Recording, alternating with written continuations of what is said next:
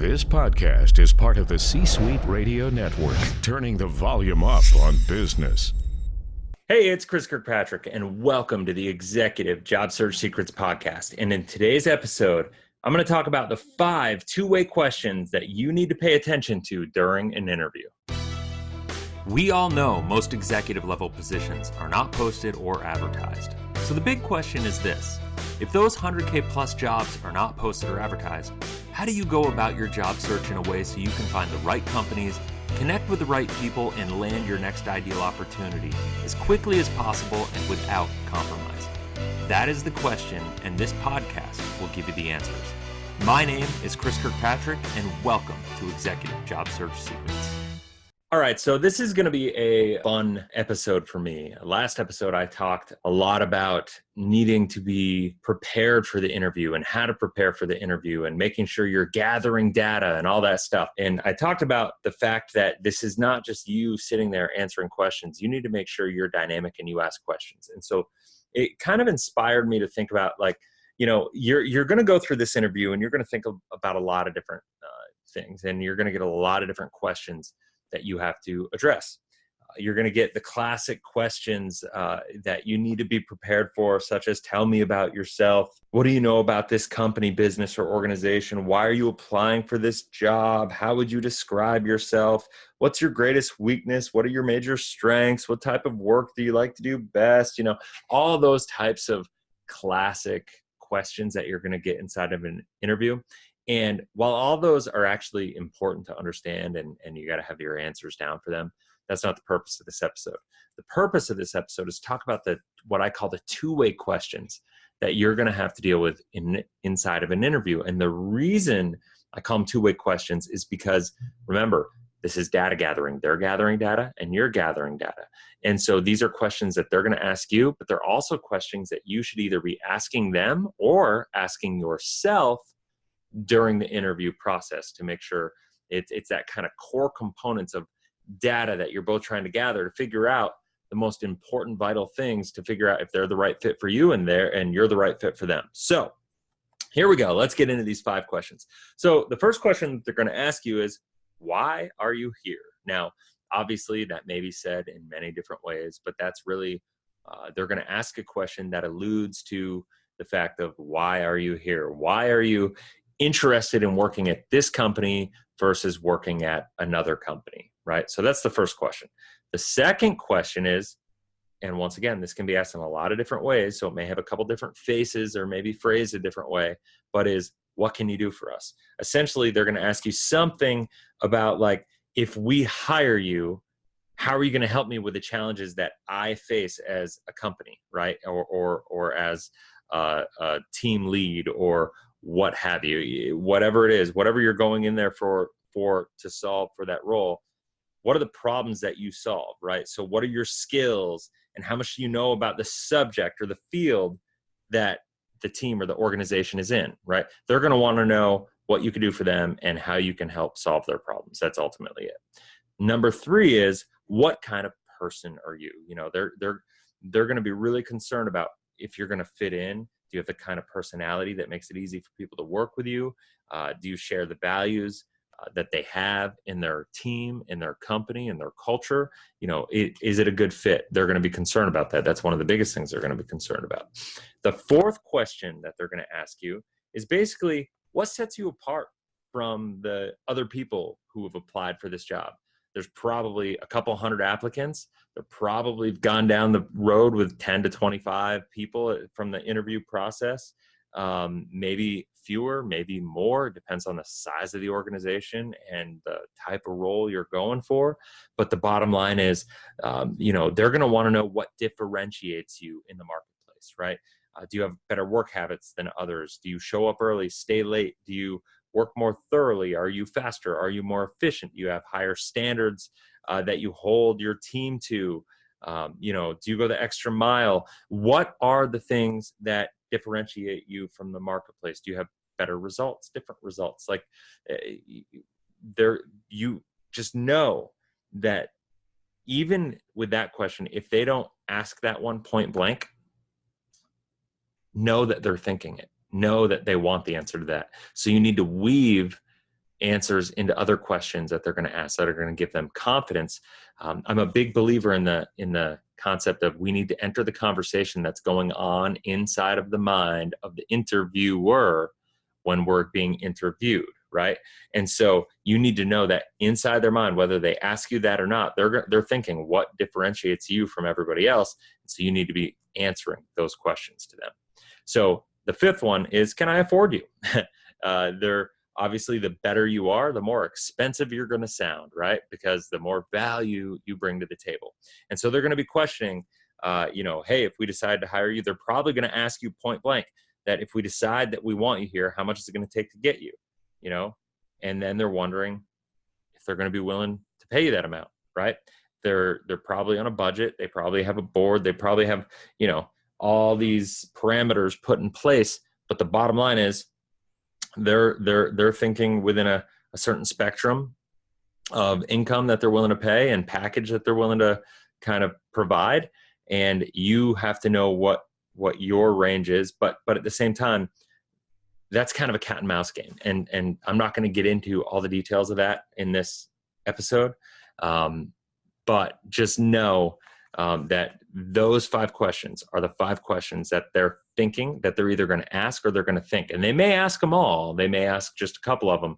But even if they don't ask them, know that they're thinking them. And what they're thinking about when they're interviewing you are the questions that you need to answer, even if they don't ask them. So, all right. So now that we did that, what are they doing? What are they doing here? They're gathering data about you, about your expertise, about your personality, about your income, about, what differentiates you. That's all data that's basically building this equation for them to figure out, are you the right fit for them, right? From the full package perspective, are you the right fit for them? Now, let's flip the coin over on the other side.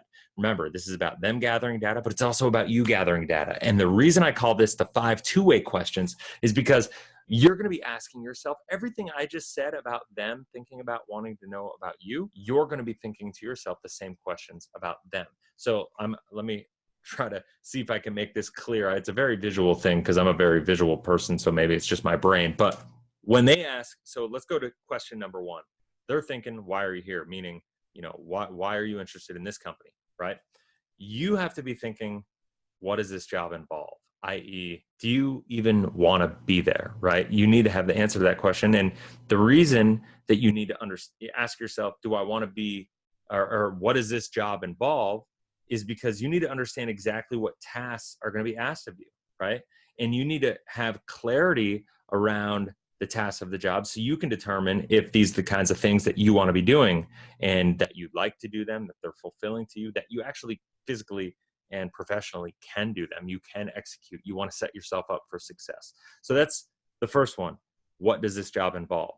And that aligns with why are you here, right? So like you could see, you got to be gathering data and asking questions about that. Number 2 is, what are the skills a top employee in this job would have to have, right? This is, once again, it comes down to expertise. You want to make sure you're setting yourself up for success and you have the clarity around that. You want to find out if your skills match what the employer thinks that a top employee needs for the job to execute, right? If you could think you have the top skills in the world for the position based on the job description, based on the conversation that you had with a recruiter, based on even preliminary screening conversation that you had with the interviewer. But the bottom line is that can be your perspective. You need to ask point blank. That way they tell you verbatim so you can have a conversation around that, right? And if your perspective is a little different than theirs, there are a lot of ways that you can maybe illuminate them to new ideas, and it can set you apart. But that's a challenging question that a lot of, I think, interviewees don't ask, is, what skills are you looking for in a top employee for this position? Because it's a scary one, right? A lot of times people are worried that they're not going to have the right answer, and they're just looking for a job, right? This isn't about finding a job. It's about finding the job and making sure that you're setting yourself up for success. So the third question is, what kind of person are you? And really what they're wondering, remember, when they ask you that is, are they wondering if you're a good fit? Now, you, on the flip side of that coin, have to ask yourself, are these the kinds of people that I want to work with, right? Meaning, can you see yourself, are they fun? Are they professional? do you like them? Ultimately, that's kind of my barometer. Trust your gut. Do you like the people that you're interviewing with? Can you see yourself working with them day in, day out? Because if you can't, I'm going to tell you that usually 9 times out of 10, you got to trust your gut with that. The bottom line is you need to know if they have the kinds of personalities that you're going to work well with. So it's going to enable you to accomplish your best work, to be able to do your best job. And if they're not, you need to keep looking, because you need to just look for the next job, because once again, it's not setting you up for success. So the fourth question where they're wondering is what separates you from the pack? What differentiates you?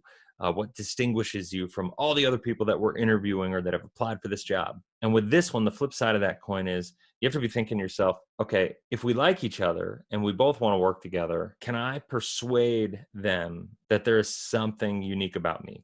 Do I have enough influence in this? Can I position myself? This is where the marketing and sales comes into the interview. But you need to ask, this isn't a question you ask them. This is a question you ask yourself, is that if I like them and they like me, what do I need to do, right, to separate myself and differentiate myself from the rest of the pack? And this is something that you cannot wait till the interview, right? This is where I say the interview is one during preparation. It's because this is something you need to know going into it, what your answer is. You need to understand if you do the EPIC system, you do the different layers of the company and the individuals that you're interviewing with, and you really understand what you need to do to prepare. And ultimately, this process, like asking this question, understanding it, this is why I say you need a week to prepare for an interview, because this takes time and energy, and you need to kind of have a little bit of intuition about it. Either way, that's one of the most important questions that you need to ask yourself, is number 4. And then the 5th one is they're wondering if they can afford you. So the flip side of that is, can I influence them or persuade them to hire me at the salary that you need, want, and feel you deserve, right? So basically, this just comes down to value. What do you have to do to ultimately position yourself as the best investment opportunity for them? This can be done in a lot of different ways. I'm not going to get into all the different strategies and tips and tricks and negotiating tactics to be able to position yourself for the highest value in this episode. But you need to understand that this, once again, is going to take a lot of preparation for you on the front end. And you're going to have really deep understanding, and you're going to have done some research on where your value actually is going to come from, how you're going to quantify that value. And then you can figure out what are going to be your executable goals, and you understand how much profitability that's going to bring to the company, and that's where your value can come from. And you need to be able to do that and persuade them to be able to give you the package that you feel you deserve. Ultimately, chances are they're going to come in lower than you would want to be initially. You have to sell them on a higher value, right? And that's just the bottom line. So those are the 5 questions, the 5 two-way questions, because at the end of the day, you're going to get asked a lot of other questions, and you may knock it out of the park on all these other questions. But the bottom line is, if you're not really dialed in on those 5 questions, you have no shot at winning an interview. So anyway, I hope that helps. If you have any questions, go ahead, send me an email, chris@careernextagency.com. And once again, if you haven't already, go take advantage of our masterclass. I think we got a little promo here coming up in a second at the end of this episode. But anyway, I hope this makes an impact in your interview. If you're preparing, feel free to reach out. Look forward to helping you. Go out there, crush it. Have a blessed, inspirational day. I'll talk to you on the next podcast. Thanks so much for listening. As a token of my gratitude, I want to give you free access to my Executive Job Search Secrets Masterclass that'll walk you through the 5 steps we use with every single one of our clients to help them find their ideal job in the shortest time possible. If you look below, the link to the masterclass and your free access will be listed in the description of this podcast episode. I hope it makes a huge impact in your job search. Go out there and crush it. I'll see you on the next podcast. Like what you just heard? Visit c-suiteradio.com. C-Suite Radio, turning the volume up on business.